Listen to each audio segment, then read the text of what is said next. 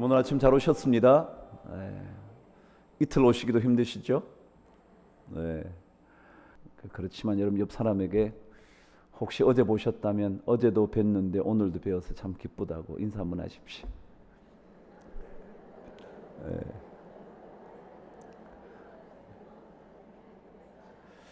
간간히 그런 인사도 하대요. 내일도 뵙는다면 얼마나 좋을까 이렇게 한번 인사하실까요?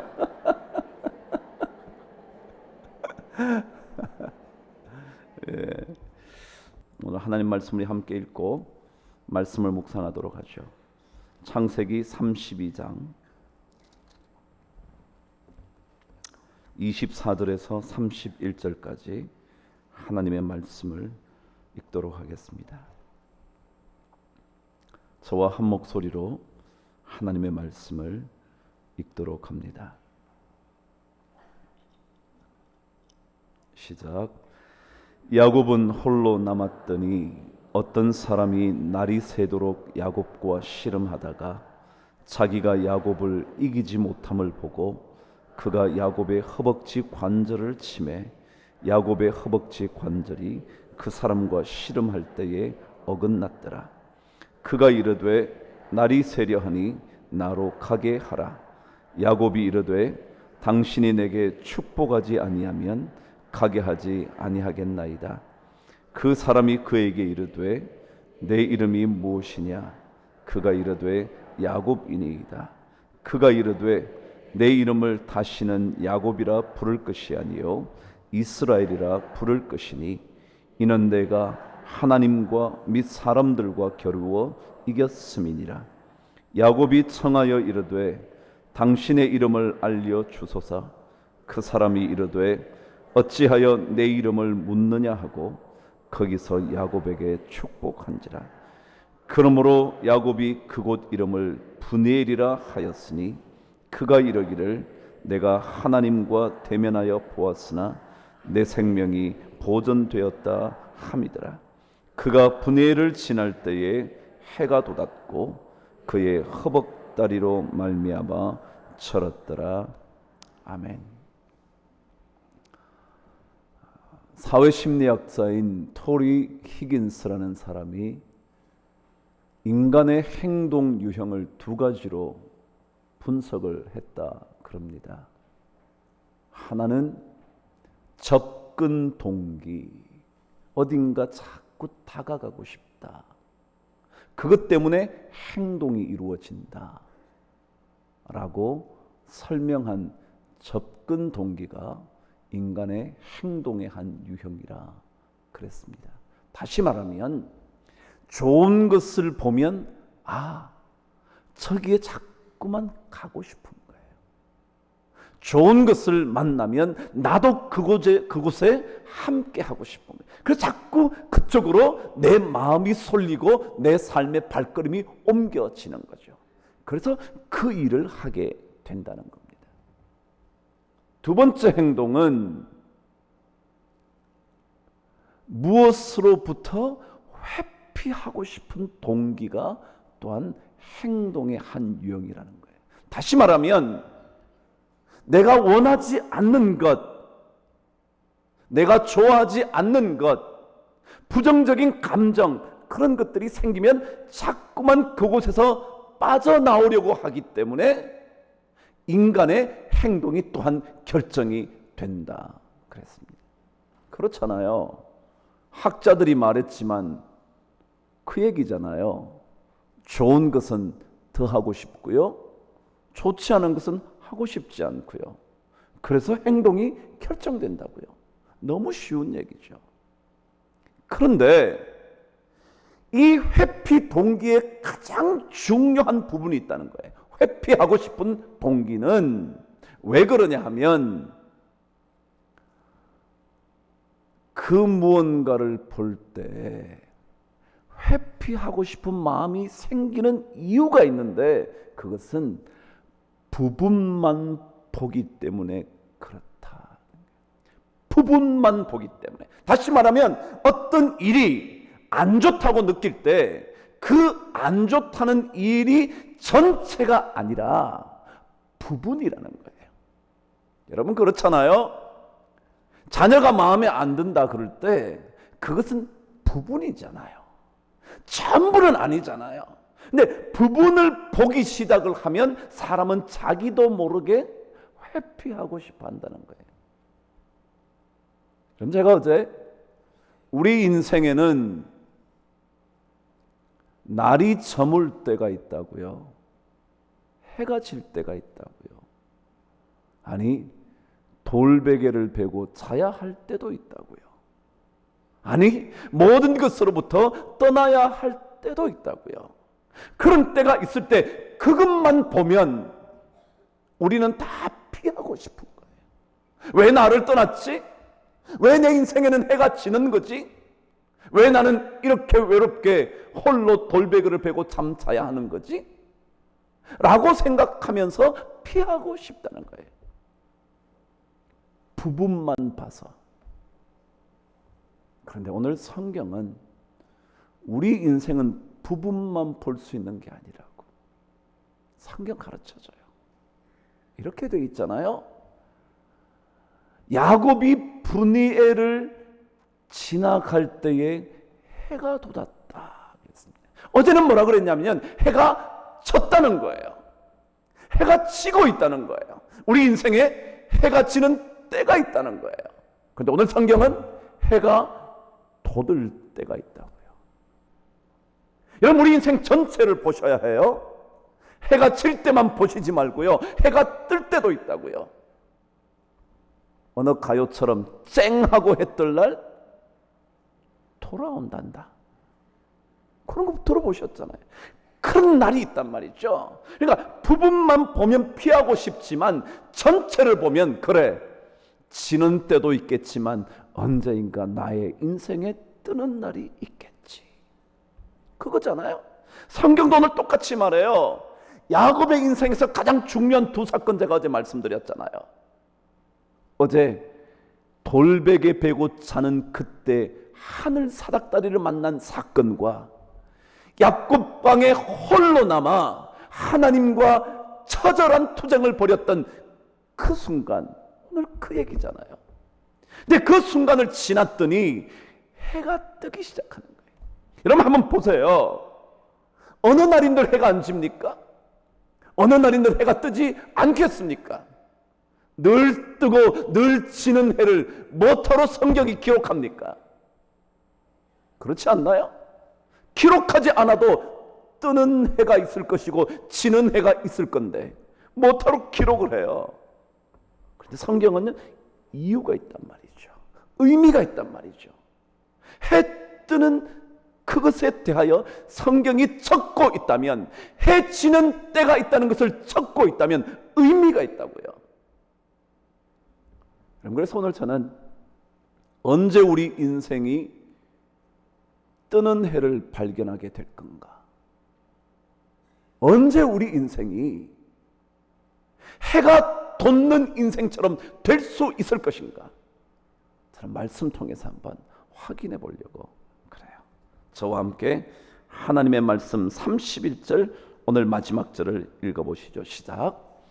그가 브니엘을 지날 때에 해가 돋았다 그랬습니다. 언제 해가 돋았다고요? 브니엘을 지날 때 해가 돋았대요.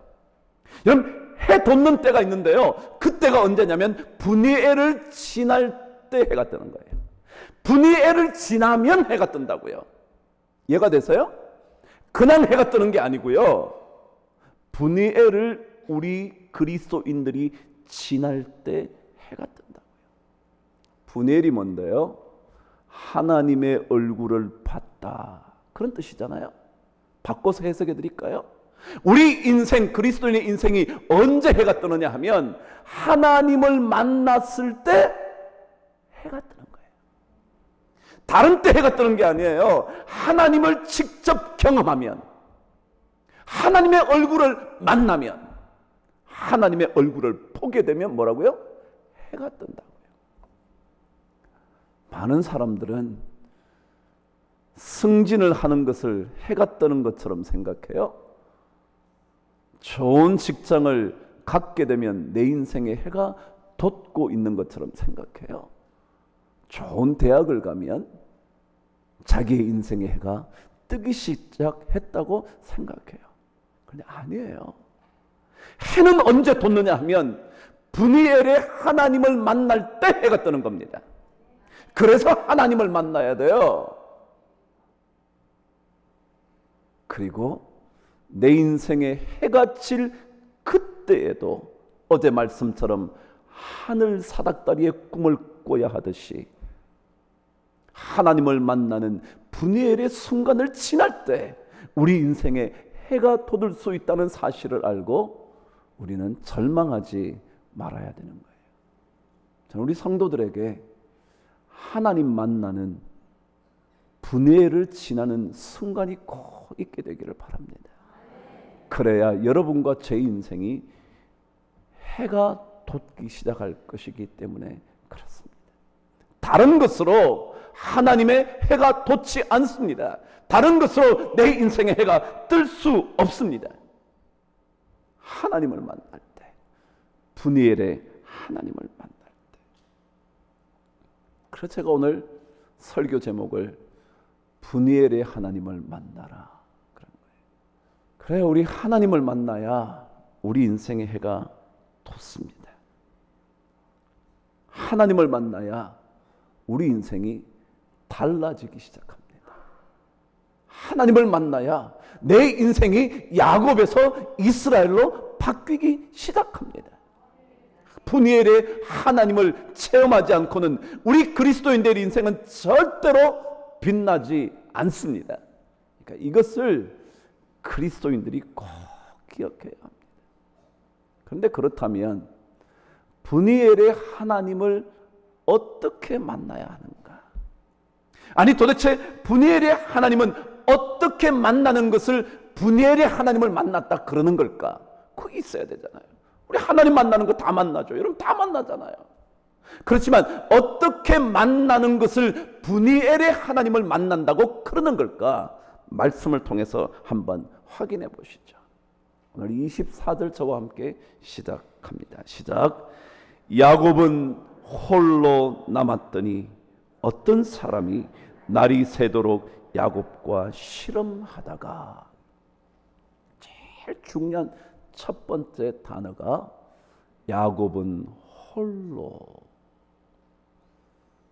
하나님은 언제 만나야 되느냐면요, 혼자 있을 때 만나야 돼요. 다시 말하면 어제 말씀 이어지잖아요. 아무도 없다고 생각될 때, 그때 만나야 돼요. 아무도 내 곁에 와주지 않을 때, 아무도 나의 지원병이 되지 않을 때, 그때 하나님을 만나는 것을 뭐라 그러냐면 브니엘의 하나님을 만난다 그래요. 남편도 여러분을 버리지 않나요? 제 말이 틀렸나요? 그런 가정 얼마나 많은데요. 자식도 부모를 버리지 않나요? 아니 부모도 자식을 버리는 세상 아닌가요? 혼자 남게 되는 때가 있잖아요. 그때 만나야 할 하나님, 그것을 우리는 브니엘의 하나님이라고 그래요. 그럼 인생 외로울 때요, 그때 만나야 할 분은 하나님이지 다른 사람이 아니에요. 다른 사람 찾지 마세요. 힘들 때 다른 사람을 쫓아가지 마세요. 야곱은 그와 함께 했던 모든 가족들과 그와 함께 했던 수많은 가족들도 다 뒤로 하고 다 떠나게 하고요, 홀로 남아 하나님을 만나는 거예요. 여러분, 그와 함께 했던 사람이 자녀뿐만 아니라 가족뿐만 아니라 종뿐만 아니라 에서 형에게 바칠 그 많은 곡물이 얼마나 많았는데 그것조차 다 뒤로 두고 그는 홀로 하나님을 만나요. 신앙생활은 혼자일 때 만나야 돼요.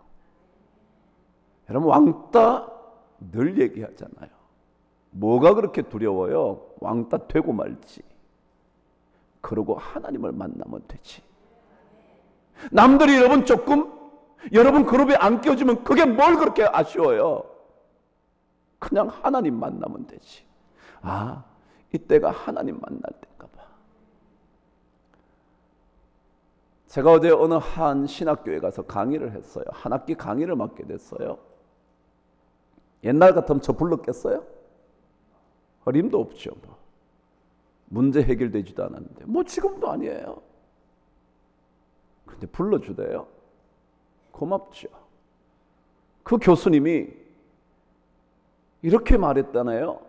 제가 물었죠. 학생들에게. 대학원생이니까 한 30명쯤 왔을까요? 뭐 때문에 제 강의를 들으러 오셨나요? 근데 이렇게 얘기하더라고요. 대학원장이 너무 좋은 강의가 있을 거라고 하도 말해서 왔대. 그래서 내가 전 그럴 가능성이 별로 없는데요. 제가 그랬죠. 여러분, 아무도 안 불러주는 날 있어요. 왜 없겠어요? 여러분, 아무도 안 찾아주는 날 있어요. 왜 없겠어요? 좋다가도 여러분 떠나는 사람 있는데요. 뭘 그래요? 성경은 말해요. 분열의 하나님을 만난다는 것은 어느 누구도 여러분 곁에 없지만, 아무도 남아있지 않지만, 세상도 나를 버리고 가족도 나를 버리고 가까운 친구들도 나를 멀리할 때, 그때 만나는 하나님을 분이엘의 하나님이라 그래요. 전 여러분 꼭 그때 하나님을 만나게 되기를 바랍니다. 형에게 줄 재물만도 암염소가 200이고 수염소가 20이고 암양이 200이고 수장이 20이고 낙타가 30이고 새끼 암소 40, 수많은 것들이 그에게 있었지만 아무도 없이 홀로 남아 있었던 야곱이 그의 하나님을 만나 그의 인생이 야곱이 아니라, 속이는 자가 아니라, 겨우 발 뒤꿈치 잡고 나오는 자가 아니라 하나님과 겨루어 이기는 이스라엘이 되는 거예요. 여러분, 외롭다고 너무 슬퍼하지 마세요. 외롭다면 병 걸리기 쉽다는데, 질병에 걸리기 쉽다는데 하나님을 만나세요. 그 하나님을 만나면 여러분과 저는 달라질 수 있어요. 우리 인생은 반드시 해뜰 수 있다고요. 그거 모르면 제가 늘 얘기해요. 하나님 왜 믿냐고. 제가 어떻게 강의를 시작하면서 그랬어요. 그러면 다 목회자들이거든요. 여러분 왜 설교하시냐고. 이 땅에 수많은 설교자들이 있고 좋은 설교가 있는데 여러분이 왜 설교하시냐고. 제가 그랬죠. 왜 설교하는 줄 아시냐고. 성도들은 그 좋은 설교를 들으려고 하는 게 아니라 당신이 만난 하나님의 말씀을 듣고 싶어서 그렇다고.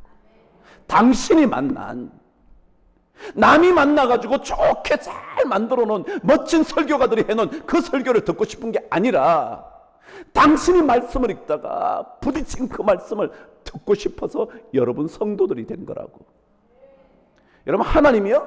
남들의 하나님이면 뭐합니까? 여러분이 수십 년 믿어 온들 뭐합니까? 여러분이 외로울 때, 힘들 때 곁에서 누군가 아무도 지원병이 되어주지 않을 그때에 하나님을 만나보지 않는다면, 그 분야의 하나님을 만나는 경험이 없다면 우리 인생이요, 해는 절대 안 돋아요. 지는 날만 있을 거요. 그러나 우리가 홀로 있을 때, 그때 하나님을 만나면,